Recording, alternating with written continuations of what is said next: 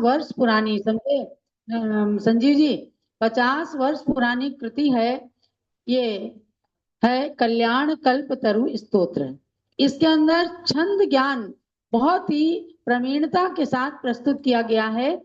एक अक्षर से लेकर 30 अक्षर के छंदों को, संस्कृत के छंदों का लक्षण भी है, और इसमें 24 भगवान की स्तुतियां जिनके अंदर पूरा परिचय प्रदान किया गया है। ऐसी इस कृति का अध्ययन करके आज देशवासी बड़े ही सौभाग्यशाली बन गए हैं।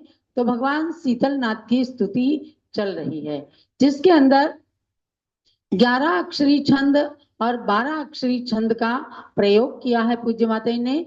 आज 12 अक्षरी छंद में चंद्रवर्त्म छंद है, जिसमें कहते हैं चंद्रवर्त्म गदि तंतुर नभिसई, अर्थात जिस छंद के प्रत्येक चरण में एक रगण, एक नगण, एक भगण और एक सगण हो, उसे चंद्रवर्ण छंद कहते हैं।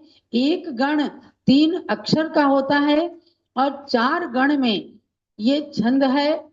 12 अक्षरी छंद के द्वारा भगवान शीतलनाथ की स्तुति में कहते हैं कि इंद्रिय स्तुरहितो विगत मलहा पूर्ण बोध इति भवेत्सखिल भुवम शीतलेश तव शीतल वचनैः शीतलत्वमुपयान्ति तनुभृतः।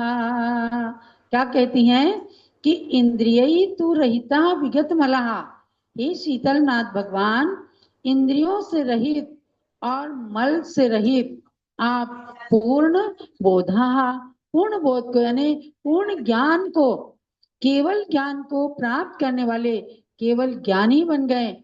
इति माने इस प्रकार से आप अखिल भुवन वेत्सी, माने संपूर्ण भुवन को, तीनों लोकों को आप जानते हैं।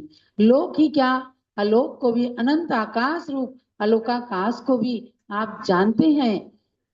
शीतलेश तव शीतल वचनैः तनुभृता शीतलत्वम उपयान्ति।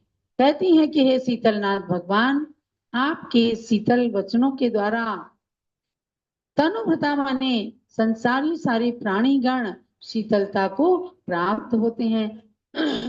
माने क्षणिक शीतलता को प्रदान करने वाले जो चंदन, गंगा जल, मोती आदि हैं, इन सब से ऊपर उठ करके भगवान शीतलनाथ के वचन अर्थात तीर्थंकर भगवान की दिव्य ध्वनि संसार के अंदर हर प्राणी की आत्मा को शीतलता प्रदान करने वाली है।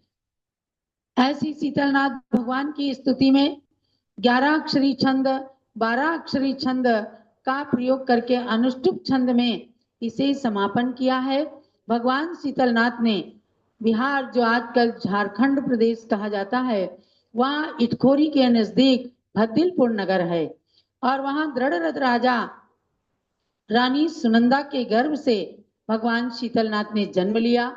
उस जन्मभूमि के विकास की आवश्यकता थी। आज पूज्य माता की प्रेरणा से रविंद्र कीर्ति स्वामी जी उस शीतलनाथ भगवान की जन्मभूमि भद्रिकापुरी भद्दिलपुर का विकास कर रहे हैं। आने वाले नवंबर के अंदर ही वहां पर पंच कल्याणक महोत्सव होने वाला है। इसलिए आप सब भी जब बिहार प्रांत में जाएं, समेत शिखर के दर्शन करें, तो भगवान शीतलनाथ की उस नूतन जन्मभूमि जो प्रारंभ से है, जब से उन्होंने जन्म लिया, लेकिन अब विकसित रूप में सामने आ रही है, उनका दर्शन करके आप सब भी अपने मन के अंदर शीतलता को उत्पन्न करें।